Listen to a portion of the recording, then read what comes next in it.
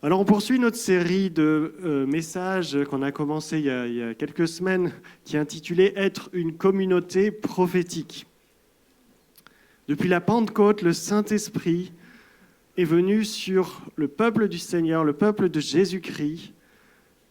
Et cet esprit qui habite son Église, l'Église à travers le monde, l'Église universelle, ce n'est pas un esprit silencieux, c'est un esprit qui parle.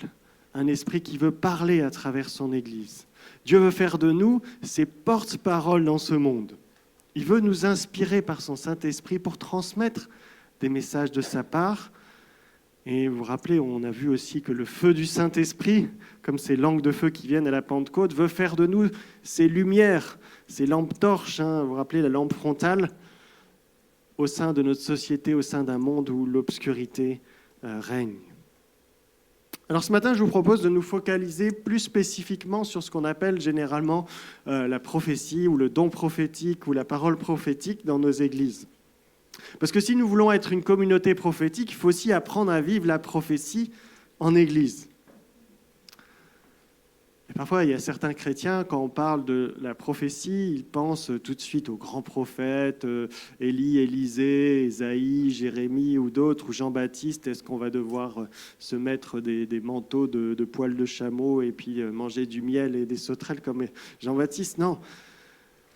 La prophétie, c'est souvent bien plus simple.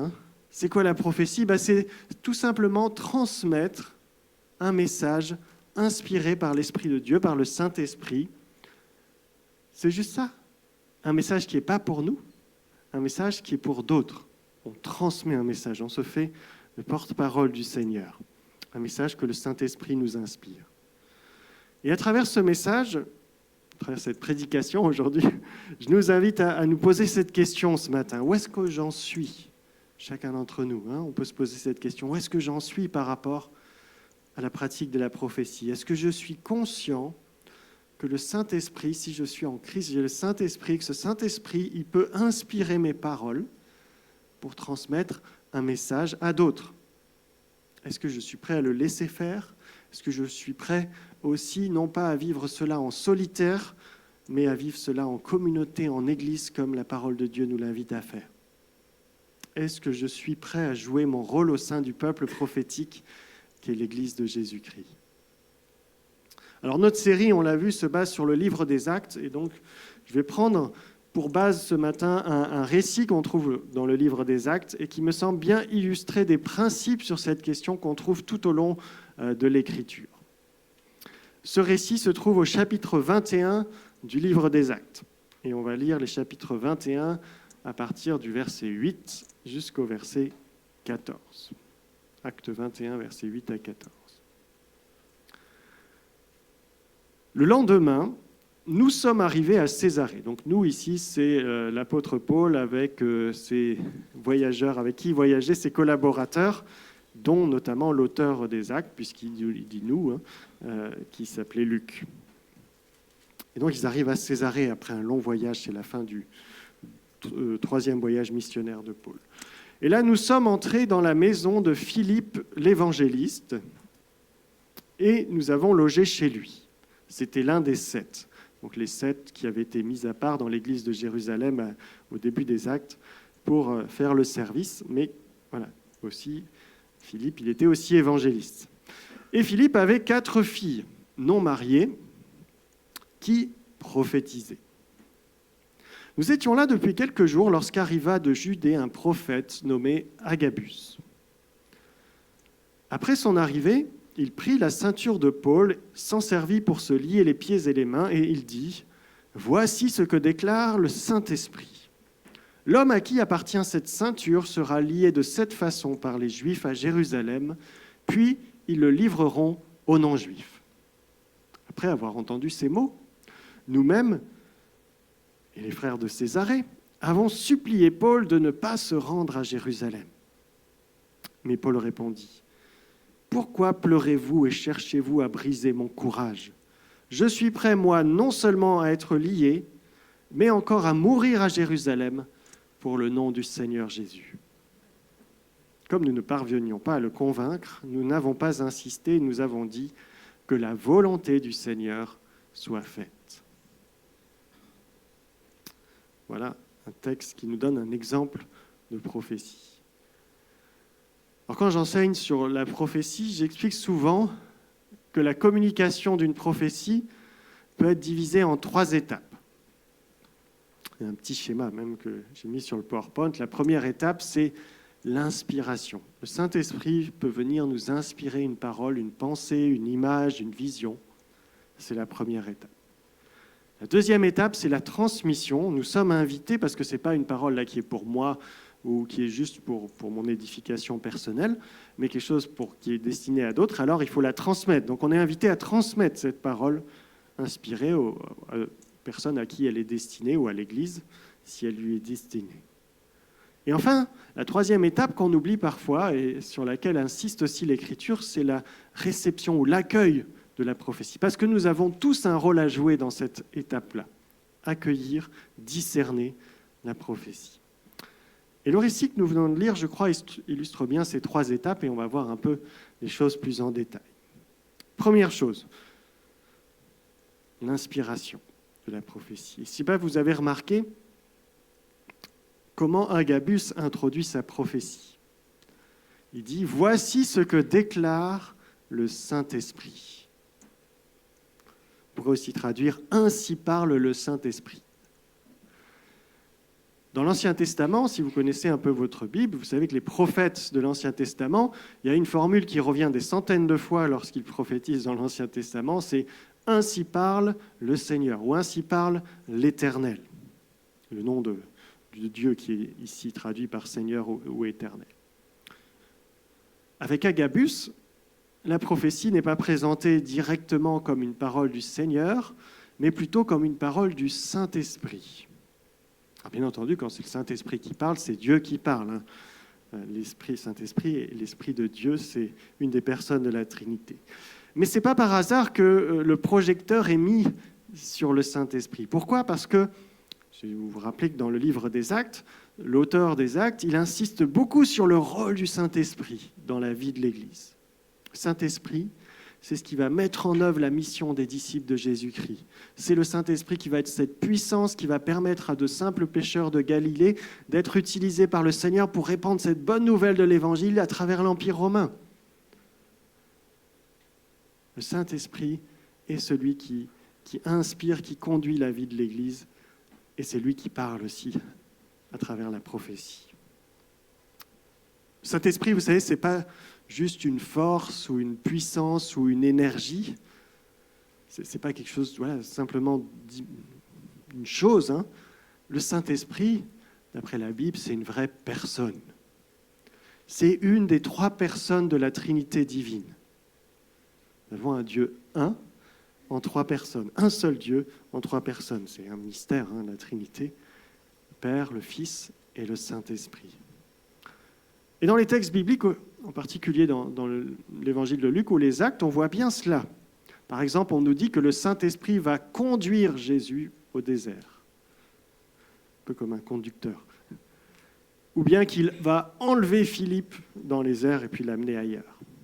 C'est dans un autre passage des Actes. Vous avez aussi Ananias et Saphira, vous connaissez ce récit, qui ont menti au Saint-Esprit, nous est-il dit. Mais il y a une activité du Saint-Esprit qui est particulièrement soulignée dans le livre des Actes, c'est que le Saint-Esprit parle. Et il y a de nombreuses mentions de paroles dites par l'intermédiaire du Saint-Esprit. À la Pentecôte, lorsque le Saint-Esprit vient sur les disciples de Jésus, on avait vu ça, qu'est-ce qu'ils font ? Ils parlent. Ils se mettent à parler, à dire les grandeurs de Dieu dans des langues qu'ils n'ont pas apprises. Et puis l'apôtre Pierre, nous dit le texte, rempli du Saint-Esprit, va prendre la parole et prêcher l'Évangile. Résultat, il va y avoir 3000 conversions. Et un peu plus loin, au chapitre 4, on nous dit que les disciples sont réunis. On a chanté ça tout à l'heure, les murs tremblent, etc. Je sais pas, vous connaissez ce passage. Et il y a le Saint-Esprit qui vient les remplir à nouveau. Ils sont plusieurs fois remplis, les disciples dans les Actes. Et qu'est-ce qui se passe ? La conséquence de cela, ce n'est pas juste qu'ils ont vécu un bon moment, mais ils disaient la parole de Dieu avec assurance. Voilà la conséquence. Le Saint-Esprit produit le parler en langue, produit la prophétie, il oriente le témoignage, il inspire des paroles de discernement, il inspire les décisions de l'Église, il nomme les anciens, même dans les Actes, il y a un verset qui dit cela. Notre Dieu n'est pas un Dieu silencieux, qui écoute nos prières silencieusement, il est un Dieu qui parle, et comment est-ce qu'il parle aujourd'hui? À travers son Saint-Esprit. C'est la personne divine qui a ce rôle-là particulier pour parler à l'Église. Et comment le Saint-Esprit s'y prend-il pour parler? Est-ce qu'il fait résonner une voix depuis le ciel? Ça peut arriver, mais c'est quand même pas la façon la plus courante. Est-ce qu'il va écrire un message sur le mur? Alors, il y a un passage de Daniel où il fait ça. Alors, c'est le Seigneur plutôt, dans ce passage. Non, ce qui est le plus fréquent et ce qui est le cas habituel, on va dire, dans la vie de l'Église, c'est qu'il va utiliser celles et ceux sur qui a été déversé le Saint-Esprit. Et sur qui a été déversé le Saint-Esprit? On l'avait vu la dernière fois en Acte 2, le jour de la Pentecôte, Saint-Esprit vient sur les disciples qui sont réunis et l'apôtre Pierre explique ce qui vient de se produire. Il dit, voilà, non, ils n'ont pas bu l'apéro trop tôt. Ce qui se réalise, c'est ce qui a été annoncé par le prophète Joël. Vos fils et vos filles prophétiseront, vos jeunes gens auront des visions, vos vieux, ils auront des songes. Et sur mes serviteurs, mes servantes, je répandrai de mon esprit et ils prophétiseront. Vous voyez, tout le monde est concerné. La promesse ne concerne pas juste les apôtres, mais tous ceux qui vont placer leur foi en Jésus-Christ. Et si vous lisez encore la suite du récit des Actes, vous avez l'apôtre Pierre qui continue son discours et à la fin, il dit « Cette promesse, la promesse de l'Esprit Saint, celle que Joël a faite, le prophète Joël, cette promesse, elle est pour vous, pour vos enfants, même pour ceux qui habitent très loin d'ici, et en aussi grand nombre que le Seigneur les appellera. Pour tous ceux que le Seigneur appelle, cette promesse est là. » Et depuis la Pentecôte, notre Dieu parle par le Saint-Esprit qu'il a déversé sur son peuple. C'est son moyen ordinaire de parler. Alors c'est vrai que Dieu va donner à certains croyants parfois un don plus spécifique dans le domaine de la prophétie. Ça c'est biblique aussi, le Seigneur fait des dons différents aux uns et aux autres. On a des fonctions différentes dans le corps du Christ. On n'a pas tous les mêmes dons. Et c'est ce qui fait la beauté aussi. On a parlé de la diversité la semaine dernière, mais la diversité, elle est dans le plan de Dieu. On n'a pas tous un ministère particulier dans la prophétie, comme Agabus, par exemple, qui était un prophète un peu reconnu dans l'Église primitive. Mais ce que montre le livre des Actes, il n'y a pas que des gens comme Agabus qui prophétisent ou qui peuvent être inspirés par le Saint-Esprit pour transmettre une parole. Et d'ailleurs, il le fait remarquer, Luc, l'auteur des Actes, en mentionnant juste avant Agabus, dans notre passage qu'on a lu tout à l'heure, le fait que Philippe avait 4 jeunes filles, 4 filles qui n'étaient pas encore mariées, des jeunes, qui avaient un don de prophétie, qui prophétisaient, nous dit le texte. On va se dire, mais pourquoi est-ce qu'il mentionne juste là, avant de parler d'Agabus, pourquoi nous donner cette information qui n'est pas... On va dire, elles n'interviennent pas dans le texte, là, les filles de Philippe. Probablement pour nous rappeler que Agabus, ce n'était pas le seul prophète ou le seul inspiré de l'Église primitive. Il y avait même de jeunes filles qui prophétisaient. Ça ne vous rappelle pas quelque chose, des jeunes filles, des filles qui prophétisent, cette citation de Joël en Acte 2, « Vos fils et vos filles prophétiseront ». Le Saint-Esprit est déversé sur tous les croyants, sans faire de distinction. Et on est tous concernés. Est-ce qu'on est conscient de cela? Est-ce que nous sommes conscients que nous pouvons tous être inspirés par le Saint-Esprit, si nous sommes en Christ, si nous avons placé notre vie en Christ et que nous laissons le Saint-Esprit vivre en nous? Mais est-ce qu'on est conscient de cela, qu'à un moment ou à un autre, il peut nous inspirer pour transmettre une parole de la part du Seigneur? Alors parfois, il va nous mettre à l'esprit une pensée, quelques mots ou une image. Ça peut concerner peut-être parfois l'Église ou notre communauté, parfois un groupe particulier de l'Église auquel nous participons. Et dans ce cas, on pourrait être appelé à transmettre lors d'une réunion, dans l'ordre, sous la supervision des responsables, un peu comme tout à l'heure Élange l'a fait. Mais il ne faut pas oublier aussi que le prophétique peut s'exprimer même au-delà de nos rencontres d'église, dans tous les domaines de la vie chrétienne. Par exemple, nous prions avec un frère ou une sœur. Alors ça peut être pendant une réunion de l'église, mais ça peut être aussi quand on se retrouve. Des fois, vous avez le droit de prier ensemble en dehors des cultes. Quand on se retrouve ensemble, on prie l'un pour l'autre. Et on peut aussi demander au Saint-Esprit, inspire ma prière. Inspire une parole précise, une parole particulière qui va encourager, exhorter aussi mon frère, ma sœur en Christ. Et puis aussi dans le cadre de notre témoignage. Lorsqu'on témoigne de Jésus-Christ à un collègue de travail, à quelqu'un qu'on a rencontré, on peut aussi demander au Seigneur, Seigneur, Saint-Esprit, viens inspirer mes paroles. Viens me donner une parole juste, une parole qui va toucher le cœur de cette personne, une parole précise pour que tu agisses, Seigneur, que tu parles à cette personne et non pas juste moi. Voilà, dans tout ce qu'on fait, dans notre travail, dans nos études, dans nos relations de voisinage, dans notre famille, on peut dire, Seigneur, viens inspirer, Saint-Esprit, viens inspirer mes paroles. Et c'est important de se rappeler de cela, que Dieu nous a donné son Saint-Esprit et qu'il n'est pas silencieux. Il souhaite inspirer nos paroles. Est-ce que nous prenons le temps de l'écouter aussi, Écouter ce qu'il veut dire à travers nous. Parfois, pour écouter, il faut faire silence. Il y en a des fois qui aiment bien parler à Dieu, mais est-ce qu'on l'écoute aussi? Parfois, on peut dire simplement « Parle, Seigneur » ou « Parle, Saint-Esprit », nous t'écoutons.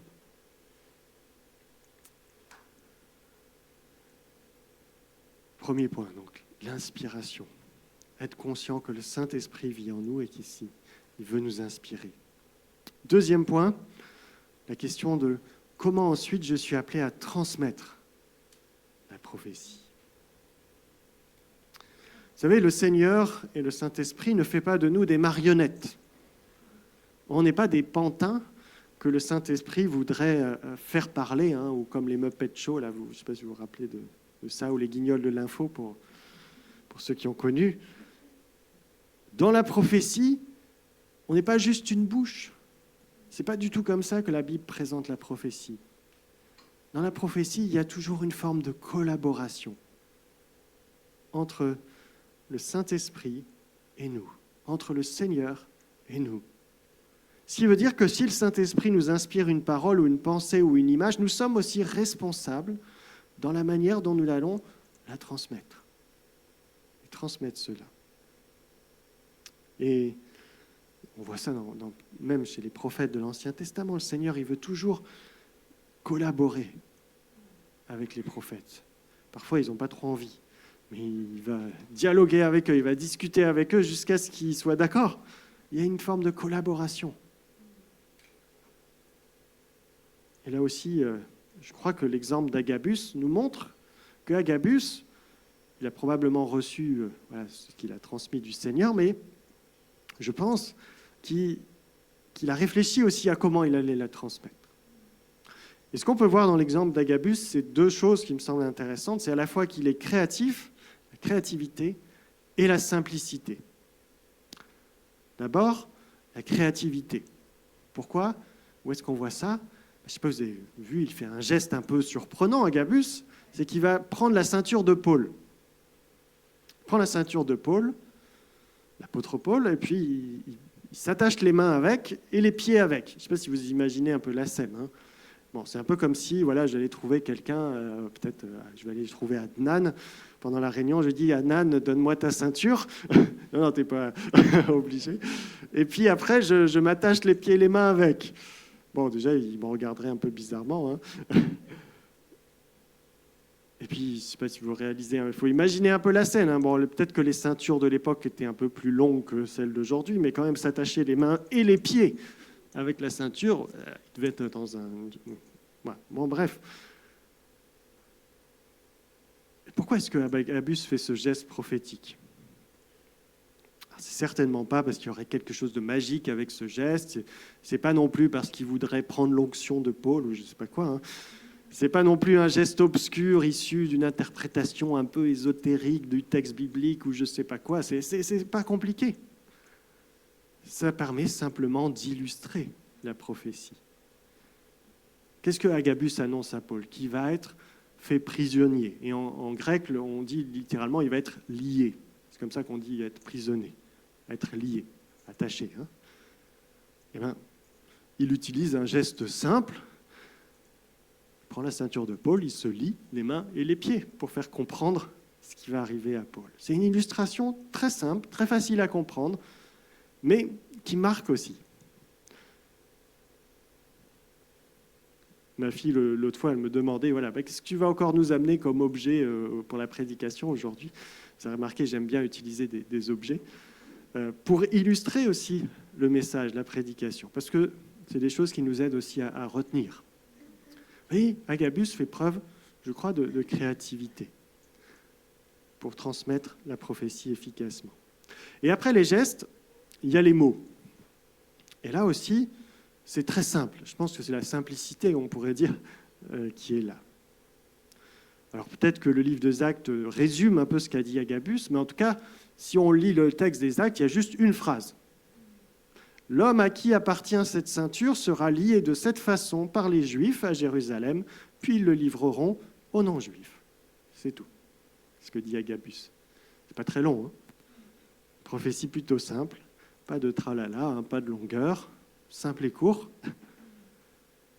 Alors peut-être qu'effectivement, c'est un résumé qui nous est donné, mais tout de même, ça me trouve intéressant. Créativité, simplicité. Je crois que c'est deux exemples, et il y aurait peut-être d'autres arguments qui me semblent intéressants à retenir pour la prophétie. Pas besoin d'en rajouter. La question qui se pose, c'est de savoir pourquoi Agabus, et on pose souvent cette question chez les commentaires, pourquoi Agabus annonce que Paul sera fait prisonnier par les Juifs, qui vont ensuite le livrer aux non-Juifs. Les non-Juifs, c'est ici les autorités romaines. Donc, Jérusalem, à cette époque-là, est sous la gouvernance de l'Empire romain. Donc, il y a des autorités qui sont romaines, et il y a les autorités juives qui s'occupent de tout ce qui est le temple et la vie de la religion juive. Parce que si vous vous souvenez la suite de l'histoire, ce n'est pas tout à fait comme ça que les choses se passent. L'apôtre Paul va aller à Jérusalem, hein, c'est juste après, hein, vous pourrez lire à la maison la suite du texte. Et effectivement, il va être fait prisonnier à Jérusalem, et il va rester prisonnier pendant plusieurs années ensuite.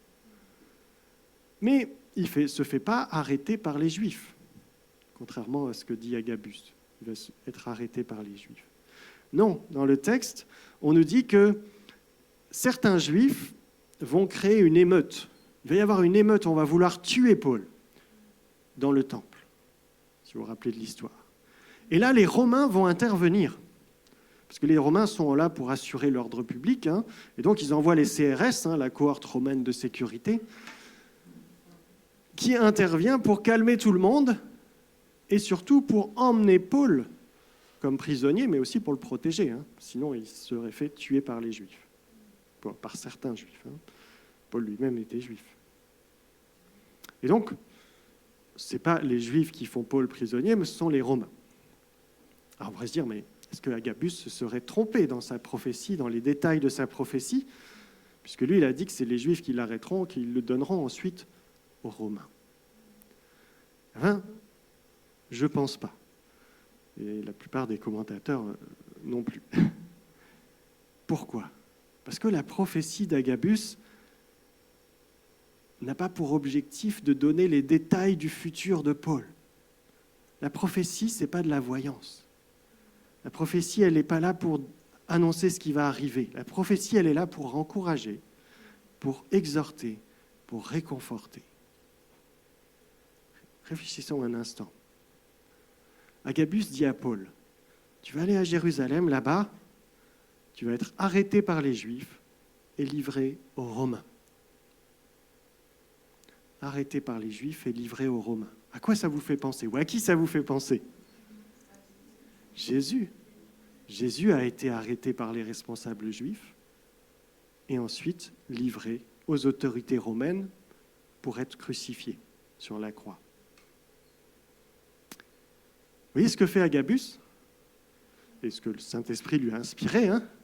Ce n'est pas simplement d'annoncer le futur de Paul, de lui dire, voilà, tu vas être arrêté à Jérusalem, mais d'indiquer qu'il y a un parallèle avec ce qu'a subi le Seigneur, celui dont il est le témoin, celui dont il est l'envoyé, le messager, Jésus-Christ.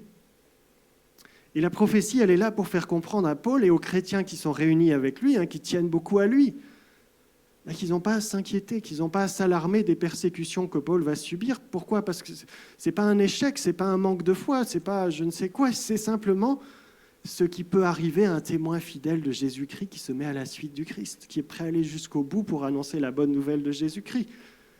Agabus n'a pas fait une mauvaise prophétie, il ne s'est pas trompé, mais il a été inspiré par l'Esprit pour prononcer une parole de réconfort centrée sur celui qui est au cœur de notre foi, Jésus-Christ. Et là aussi, c'est un point qui me semble fondamental pour la prophétie dans la vie de l'Église, c'est rester centré sur Christ. Prophétiser avec créativité, avec simplicité, mais toujours se rappeler que ce qui est au cœur de notre foi, qui est au cœur de la parole de Dieu, qui est au cœur de la Bible, hein, c'est Christ. Le but de la prophétie chrétienne, ce n'est pas de prédire l'avenir, encore moins de faire peur avec des prédictions apocalyptiques et terrifiantes. Alors, il peut y avoir une dimension prédictive à la prophétie, bien sûr, mais ce n'est pas le but. Ça, Nostradamus, il peut le faire. Non. Le but de la prophétie, c'est d'encourager, de réconforter, d'édifier l'Église et ceux qui la composent. C'est important de se souvenir de ça, de faire bien la différence avec la voyance ou tous ceux qui vous dites simplement votre avenir. C'est pas ça là, que le Seigneur veut. Parfois, il nous donne des choses du futur, il nous annonce des choses, mais c'est pas juste pour nous annoncer. C'est pour nous encourager, nous prévenir, nous exhorter, nous fortifier dans notre marche chrétienne. Alors laissons le Saint-Esprit inspirer notre créativité pour transmettre la prophétie avec cet objectif. Il est là pour illuminer notre intelligence aussi. L'apôtre Paul, il dit en 1 Corinthiens 14 que celui qui prophétise, il ne parle pas seulement par l'esprit, mais aussi avec l'intelligence. La prophétie implique aussi la mise en œuvre de notre intelligence dans la façon dont on transmet les choses. Et il y a aussi en 1 Corinthiens 14, 1 Corinthiens 14, c'est le chapitre, si vous voulez savoir, sur la prophétie chrétienne dans la Bible à lire, où Paul donne plein d'indications sur comment vivre cela. On aurait pu prendre ça, mais comme on est sur les actes, j'ai préféré prendre un exemple des actes. Et il y a une autre chose qui met en avant, c'est que le fait que dans nos réunions, parfois il y a des gens qui arrivent dans nos réunions et qui ne connaissent pas trop un peu ce qu'on fait là, qui sont un peu des nouveaux, qui débarquent ou qui ne sont pas encore à Christ et qui ne comprennent pas toujours un peu notre langage, ce qu'on appelle le patois de Canaan. Vous savez, le patois de Canaan, là, voilà, je suis lavé par le sang de l'agneau qui me purifie de tous mes péchés. Ça ne veut rien dire pour des gens qui n'ont pas la culture biblique. Et Paul dit, soyez attentifs à ceux qui viennent, qui ne vous prennent pas pour des fous, dit-il. Mais au contraire, voilà, on est appelé aussi à être conscient de cela.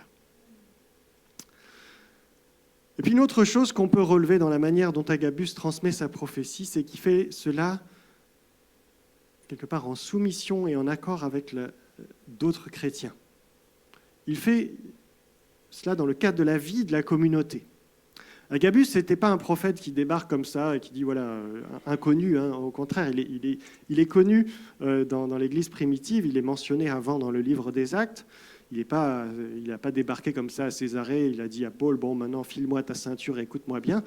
Non. Agabus, voilà, il fonctionnait déjà avec d'autres ministères, il était connu dans l'Église primitive. Et puis Agabus non plus, il ne donne pas sa prophétie en catimini, il ne donne pas rendez-vous à Paul dans son cabinet de prophétologie pour lui faire une petite prophétie personnalisée en lui disant « surtout, tu dis à personne, Voilà, ça reste entre nous. » Non, Quand est-ce qu'il va donner cette parole? En présence d'autres chrétiens. Alors, il n'y avait pas forcément 200 personnes réunies à ce moment-là dans la maison de Philippe, hein, probablement pas. Peut-être quelques-uns, quelques dizaines, mais Agabus transmet la prophétie dans le cadre d'une rencontre de chrétiens. Et en faisant cela, il se place dans une attitude qui est propice au discernement de l'Église. Parce que son attitude permet qu'on puisse ensuite discuter de sa prophétie. Alors vous allez me dire quand même, Agabus, il parle avec autorité. Il dit, voilà, voici ce que dit le Saint-Esprit. Mais là encore, lorsqu'il dit, voici ce que dit le Saint-Esprit, il se met au même niveau que tous les croyants qui sont là, réunis avec lui à Césarée, qui ont aussi le Saint-Esprit en eux, qui sont aussi capables d'être inspirés par le Saint-Esprit, comme les filles de Philippe, par exemple. Et Agabus, se met quelque part aussi au même niveau. Et on a un bel exemple, je crois, d'une prophétie vécue dans la vie de l'Église. Le prophète chrétien reconnaît qu'il n'est pas plus spirituel ou pas plus inspiré que le reste des croyants en Jésus-Christ. Et du coup, il soumet sa prophétie au reste de l'Église. Même s'il peut faire preuve de créativité, je crois qu'il est aussi attentif à l'organisation de l'Église. Il ne va pas intervenir n'importe quand ou n'importe comment.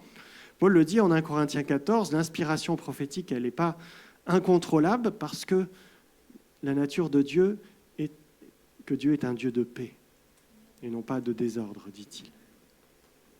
Et donc, il y a quelque chose aussi qui n'est pas contraire à la liberté de l'esprit, du fait qu'on puisse aussi avoir certains fonctionnements dans la pratique de la prophétie. Donc surtout quand on est réunis en culte avec plusieurs dizaines, parfois plusieurs centaines dans certaines églises, peut-être un jour ici, et amen. C'est normal qu'il y ait la mise en place de certains principes, avec des responsables aussi dans l'Église, un conseil, des anciens, des pasteurs, qui sont là aussi pour superviser la communauté, parce qu'on a tous des rôles différents. On a le même Saint-Esprit, je ne suis pas plus spirituel que vous, mais on a des fonctions différentes dans l'Église. On a des rôles différents que le Seigneur nous donne. Et cette structure ou cette organisation de l'Esprit, ce n'est pas quelque chose de contraire à la vie de l'Esprit, puisque dans les actes, on voit bien que le Saint-Esprit est aussi derrière tout cela. Par exemple, en acte 20, verset 28, vous pourrez lire si vous voulez à la maison, on nous dit que Paul dit que les anciens d'Éphèse, ils ont été nommés par le Saint-Esprit. Il y a eu, dans cette mise en place des anciens, des responsables dans l'Église aussi, l'action de l'Esprit qui est là. Et donc, parfois, il y a des excès dans la vie de l'Église. On peut parfois aller trop loin dans la réunionite ou la bureaucratie. Ça peut arriver. Il faut qu'on soit conscient de cela. Mais il ne faut pas non plus voir une opposition entre une bonne organisation de l'Église et la liberté de l'Esprit. Et le Saint-Esprit agit aussi à travers cela. Voilà. Quelques principes pour transmettre une parole du Seigneur. Et puis la troisième étape de la communication de la prophétie, c'est l'accueil et le discernement de cette prophétie par l'Église. Et là aussi, on voit dans ce texte que quand Agabus va donner cette parole, il y a une vraie discussion qui s'engage, surtout entre Paul et les autres. Vous avez remarqué. Alors, on a un résumé ici, là aussi, dans le livre des Actes de la discussion. On ne sait pas exactement combien de temps ça a duré, ce qui s'est dit, etc. Mais on voit qu'ils ne sont pas d'accord entre eux sur la suite à donner à la prophétie. Puisque les amis de Paul, ils disent à Paul, non, va pas à Jérusalem, tu vois bien ce qu'il a dit, Agabus. Tu vas être prisonnier, tu ne vas pas te jeter dans la gueule du loup. Paul, enfin. Mais Paul, qu'est-ce qu'il dit? Il dit non. Et probablement c'est lui, et je pense que c'est comme ça que le texte nous le présente, qui avait compris le sens de la prophétie. Il dit, je suis prêt non seulement à être lié à Jérusalem, mais à mourir pour le nom du Seigneur Jésus. Agabus n'a pas dit qu'il allait mourir. Il a dit qu'il va être prisonnier. D'ailleurs, il ne va pas mourir à Jérusalem, Paul, il va mourir à Rome, mais bien des années plus tard. Mais Paul, il a compris la prophétie qui comparait le sort qu'il attend à celui de Jésus. Puisque Jésus, lui, il s'est fait arrêter par les Juifs et livré aux Romains et a été crucifié. Il est mort à Jérusalem. Puis il est ressuscité, bien entendu. Mais Paul fait comprendre, vous voyez, aux autres chrétiens qu'il est prêt à aller jusqu'au bout pour suivre son Seigneur, s'il le faut. Il est prêt à suivre Jésus jusqu'à la mort. Et au final, le texte nous dit que les croyants, comme ils voient que Paul on ne peut pas l'empêcher, ils acceptent qu'ils partent et ils vont déclarer tous ensemble que la volonté du Seigneur soit faite. Vous voyez, toute la communauté réunie déclare cela. Il y a eu une discussion, mais à la fin, on dit que la volonté du Seigneur soit faite. Et là aussi, je ne sais pas si ça vous rappelle quelque chose, cette formule. Jésus lui-même, à la veille de son arrestation dans le jardin de Gethsémanée, qui déclare à son Père céleste, non pas ma volonté, mais que ta volonté soit faite. On dit parfois que Paul y vit ici son Gethsémanée. Mais pour arriver à cette déclaration, les chrétiens ont dû prendre ce temps aussi de la discussion, de l'échange, et parfois quand il y a une parole du Seigneur, c'est aussi bien d'en discuter, de savoir qu'est-ce qu'on fait par rapport à ça. Est-ce que ça vient du Seigneur déjà, vraiment ? Parce qu'on peut se tromper aussi. Ça nous arrive, des fois on prend nos propres pensées pour les pensées du Seigneur. Ça peut nous arriver de nous tromper, et c'est pour ça qu'on est ensemble en Église, pour discerner ensemble. Comment discerner ? Alors, il y aurait peut-être besoin d'une autre prédication sur ce sujet, mais je vais juste résumer 3 critères qui me semblent importants dans la parole de Dieu sur la question du discernement. Première chose, c'est qu'une prophétie ne peut pas être en désaccord avec la parole de Dieu sûre et solide, qui est notre fondement pour notre foi, c'est-à-dire la Bible. La Bible, l'Écriture, c'est notre fondement solide. C'est la parole de Dieu 100% sûre, il n'y a pas de problème là-dessus. Et ça, c'est notre base pour savoir si vraiment cette parole ou cette pensée, elle vient du Seigneur. C'est important de connaître notre Bible. Si vous ne connaissez pas la Bible et que vous souhaitez prophétiser, sachez que le diable, il peut aussi vous faire facilement chuter. Quand j'avais parlé de ce texte dans une prédication, de Jésus lui-même entend le diable lui parler et lui répond non, c'est faux, parce que l'Écriture déclare. La Bible, c'est le fondement pour notre discernement. Et dans notre passage, alors on ne sait pas de quoi ils ont discuté, mais peut-être qu'ils se sont remémorés les textes de l'Ancien Testament qui évoquent la persécution des prophètes. C'est quelque chose qui est courant dans l'Ancien Testament. Ou peut-être qu'ils se sont souvenus de ce que Jésus-Christ lui-même avait annoncé, du fait qu'il ne faut pas s'inquiéter des persécutions qui peuvent accompagner le témoignage chrétien. Alors, on ne sait pas, mais en tout cas, on peut penser qu'il y a un modèle aussi biblique qui était derrière toute cette discussion. Deuxième point, c'est qu'une prophétie doit inviter à tourner les regards vers celui qui est au cœur de notre foi, qui est Jésus-Christ. C'est le modèle par excellence, c'est celui en qui nous avons le pardon, la réconciliation, la restauration. C'est le cœur de notre foi. Sans Jésus-Christ, on ne serait pas là. Et dans le cas de la prophétie d'Agabus, on retrouve bien ce critère, comme je l'ai expliqué. Et de manière générale, voilà, c'est important de se souvenir que le cœur de la révélation divine, c'est Jésus-Christ. Et si Christ est absent de notre vie prophétique, pas forcément de chaque prophétie, il ne va pas annoncer l'évangile en 3 points, mais voilà, si Christ est toujours jamais mentionné, qu'on est toujours dans quelque chose où Christ n'a pas trop sa place, c'est inquiétant. Toujours orienté vers Jésus-Christ, parce qu'il est celui par qui nous avons accès à Dieu. Il est celui qui a déversé le Saint-Esprit sur son Église. Et enfin, 3e point, la prophétie a pour but la construction, l'édification des autres et, par extension, la construction de l'Église. Et là aussi, je crois que la prophétie d'Agabus, elle a aidé l'Église à grandir, à progresser. Pourquoi ? Parce qu'à travers cette prophétie, elle a compris que la persécution que Paul allait subir et qu'il va subir juste après, ce n'est pas un échec. Ce n'est pas un manque de foi, ce n'est pas je ne sais quoi. Au contraire, ça montre que Paul est un témoin fidèle de Jésus-Christ, même si ça doit lui en coûter la vie. Et en fait, je pense que la prophétie d'Agabus, elle a plus servi à réconforter l'Église que Paul.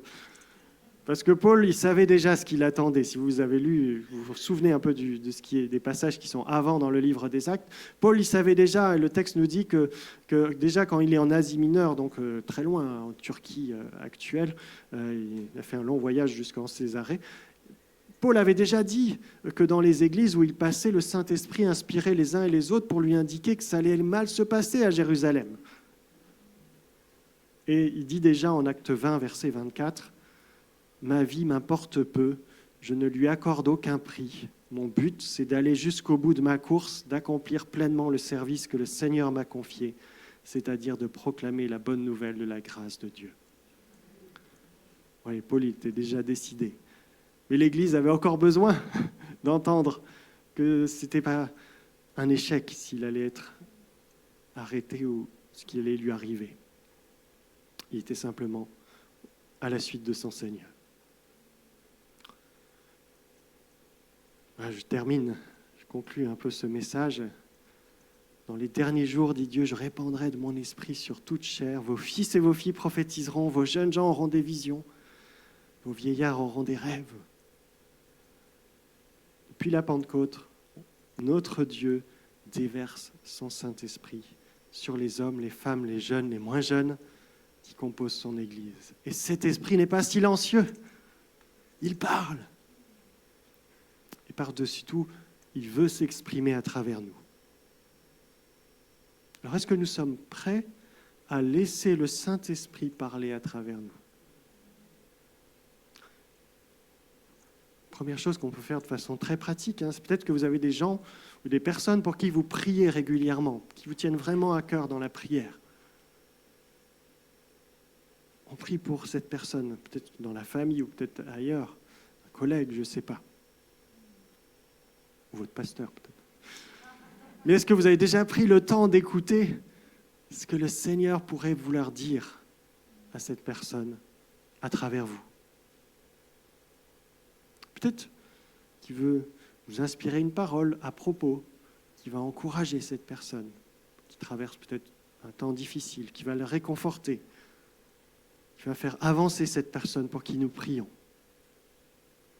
Est-ce qu'on est conscient de ce que le Saint-Esprit peut aussi inspirer nos paroles ? Amen. Nous prions, mais est-ce qu'on écoute aussi ce que le Seigneur veut dire ?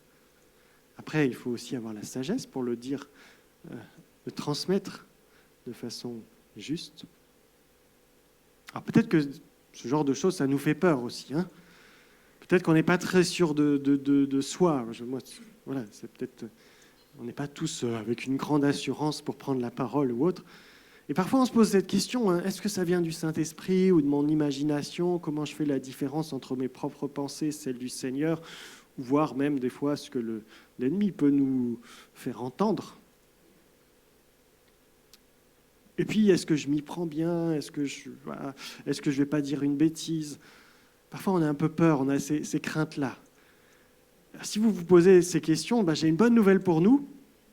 C'est que votre Père Céleste ne vous a pas laissé tout seul dans le désert, un peu comme Jean-Baptiste, mais il vous a mis avec une famille en Christ, des frères et des sœurs en Christ, qui eux aussi ont le Saint-Esprit, et parfois ont quelques années d'expérience même. Alors profitons-en. Et je crois que c'est vraiment une clé fondamentale pour vivre le prophétique de manière équilibrée dans la vie de l'Église, c'est de ne pas le faire tout seul dans son coin, mais de demander conseil, de dire j'ai reçu ça pour cette personne pour qui je prie, là, mais j'ai l'impression que ça vient du Seigneur. Qu'est-ce que tu en penses ? Comment je dois lui dire ? On n'est pas tout seul, il n'y a pas de problème. On est là pour s'entraîner, pour s'encourager. Et c'est comme ça que le Seigneur veut qu'on vive la prophétie. Parce que nous sommes invités à vivre en accord avec le temps de Dieu dans lequel nous sommes. Je ne sais pas si vous savez à quelle époque, grande époque de l'histoire du salut, nous nous trouvons. Nous sommes dans l'époque qui est située entre la Pentecôte et le retour de Jésus. Et cette époque, c'est celle où Dieu a déversé son esprit sur son Église pour faire d'elle tout entière un peuple prophétique, et plus seulement simplement quelques prophètes qui se lèvent comme ça, comme dans l'Ancien Testament. C'est l'Église entière qui a cette dimension prophétique. Et ce qui nous montre qu'on est appelés à vivre cela ensemble, en famille, en nous encourageant les uns les autres. Parfois en corrigeant aussi un peu les uns les autres quand il y a besoin. Hein. Il faut être prêt aussi à cela.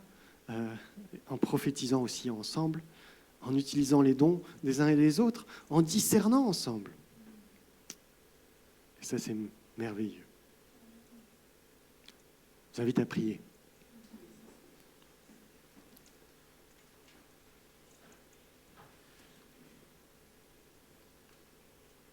Seigneur, merci pour ta parole qui nous rappelle cette vérité,